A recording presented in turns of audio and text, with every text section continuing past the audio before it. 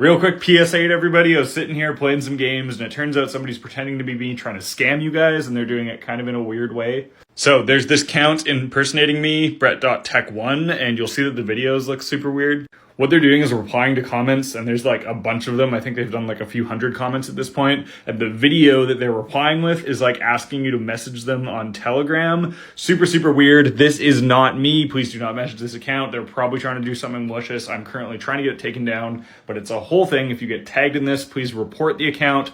Go to the account, Brett.tech1, and please click report. Try to get this taken down again. I really don't like this. I don't like that I have to deal with this, but I want to make sure I let you guys know as quickly as possible because I don't want you to get scammed with my face. That makes me so sad. Stay safe out there. I know I would never ask you guys to do anything or whatever malicious thing that person is doing in Telegram. That's not me. Please be careful. Thank you guys for watching and for all the support. I'll catch you later. Yo. Are you the token 3D printing friend in your friend group? Always getting asked if you could print all sorts of stuff? Well, do I have just the thing for you? I made this shirt. On the front, we have this super minimal 3D printer, absolutely adorable. And on the back, our mantra as that token 3D printing friend. Oh, you want me to 3D print something for you? Hell yeah, just send me the file.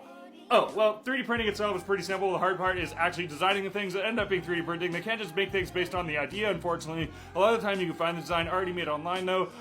Just try searching your 3D model. You're looking for a file that ends in .stl. If you could send me that, it's pretty easy from there. But if you can't, 3D modeling designing is a whole other can of beans and can be very time-consuming. Oh, you want me to design something for you? Okay, well, for that, I don't know about you, but I'm on this like 3 times a day, so I thought I'd put it on a shirt. You can find that shirt as well as a bunch of other really cool ones like the Solder Fumes and Loud Tunes tee in my bio there. It's a great way to support me, and the shirt's pretty cool and they're good quality. Thanks for watching. I'll catch you in the next video. Bye. You guys had a lot of really cool suggestions on how I could use these little round displays for a project. And this was a really popular one that I love, building like a gauge cluster for my computer to show all the real-time stats. Instead of just building it and showing it to you guys, I wanted to actually walk you through the whole process on how I go about building something like this and solving the problem. So first off, let's think about what we actually want to do. We want to display the computer's processor temperature on this little display. And then what we have so far is an Arduino that's driving this display. This little program I have running on this display is just one of the kind of out-of-the-box ones that is built for this display. I didn't do any custom programming myself. I just got this thing up and running to prove that the display is working. The trick with taking on a project like this is to do it incrementally. If you just think of the whole thing at once, trying to build this custom program, double this thing, you're gonna scare yourself away. So you have to kind of take it step by step. The first thing I think we need to do is figure out how to get the temperature data from our computer onto the Arduino itself. And I have no idea how to do that, so we're gonna do some Googling.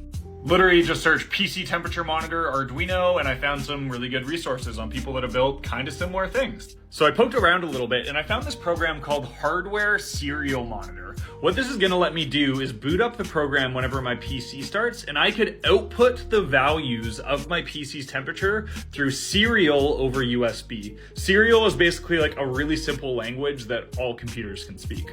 Then I also found another existing Arduino project that already has all of the code to be able to read those signals natively on the Arduino. So we're already making some ground on our project and we haven't even had to write any code or do anything crazy at all. But I haven't tested it yet. What I'm gonna actually do is remove this round display for when I'm testing this program.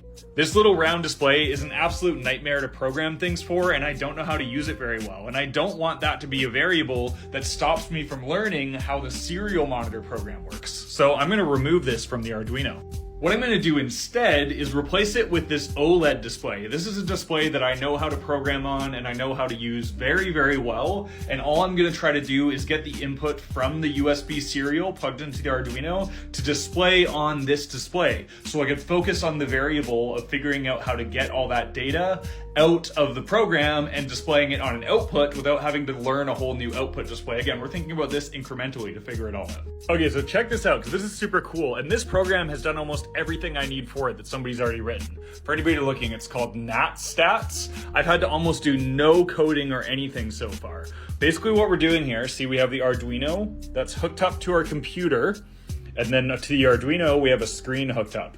Now look at this. We're gonna go down to that serial program that we found, and we're gonna say to output the PC's stats to COM3, which is the USB port that we have tied up to the Arduino. And hopefully, okay, I actually needed to use a different USB cable. I'm not gonna cut that or anything, because we're doing this for real, but look at this.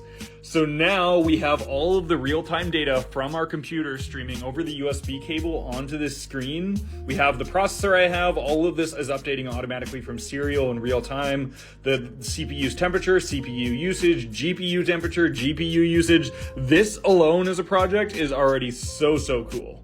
Now what I'm going to do is I'm going to go into the code and see if I can understand how to get these values so I could use them in my own project. This part is easy to get intimidated by, but code is actually kind of easy to read when you're not writing it and you're kind of just having to decode what's happening. And I was able to pretty quickly see here that there's this variable that's being set called CPU string 1. And whenever CPU string 1 is printed to the display, that outputs the value. And look at this. I now have the exact number of the CPU temperature to work with in a variable in the code. And now this project all of a sudden seems really attainable. All I need to do is figure out a really nice stylized way to get that number, that variable that we now have access to and know how to get it in code, and just output it on the display. This part should be super easy.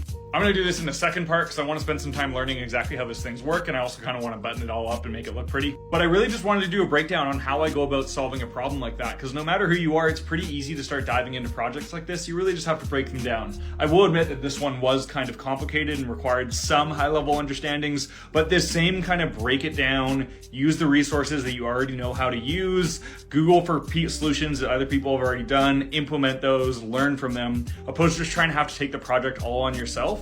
You could use that kind of mindset of breaking it down, learning things incrementally to be able to build some pretty cool things. I'll catch you guys in the next video when we have a finished product. Bye.